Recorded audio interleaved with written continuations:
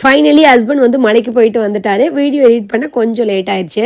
ரொம்ப ஹாப்பியாக இருந்துச்சு. ஏன்னா வந்து நல்லபடியாக வந்து ரொம்ப வருஷம் கிட்டத்தட்ட ஒரு 6, 7 வருஷம் இடையில வந்து கேப் விட்டார். ஃபஸ்ட்டு 5 வருஷம் தொடர்ந்து மாலை போட்டார். அதுக்கப்புறம் ஒரு 6 வருஷம் கேப் விட்டு அதுக்கப்புறம் வந்து மலைக்கு போனார். ரொம்ப ஹாப்பியாகவும் ரொம்ப ஈகராக வெயிட் பண்ணிகிட்டே இருந்தோம். ஏன்னா 3 நாள் வந்து வீட்டில் இல்லாமல் மனுஷன் இல்லாமல் இருக்கும்போது சண்டை போட்டே இருப்போம். அவர் இல்லை அப்படின்னா ஒரு மாதிரி வீடே விரிச்சோன்னு போயிடும்ல. அவருமே சொல்லுவார், நீங்களாம் இல்லை அப்படின்னா வீடு ஒரு மாதிரி இருக்கும், எங்கேயாவது ஊருக்கு போயிட்டா சொல்லிகிட்டே இருப்பார். அதே மாதிரி அதை இப்போ நாங்கள் ஃபேஸ் பண்ணோம். நானும் ஜஸ்விகா, கன்விகா. அவர் இல்லாமல் அந்தளவுக்கு வீடியோ சுத்தமாக நல்லாவே இல்லை. ஏன்னா அவர் இருக்கும்போது ஏன் இத்தனை மணிக்கு லேட்டாக வந்தேன், ஏன் இத்தனை மணிக்கு சீக்கிரம் வந்தோம் அப்படின்ற மாதிரிலாம் கேட்டு ஃபைட் பண்ணிகிட்டு இருப்போமா. இல்லாமல் ஒரு மாதிரி இருந்துச்சு.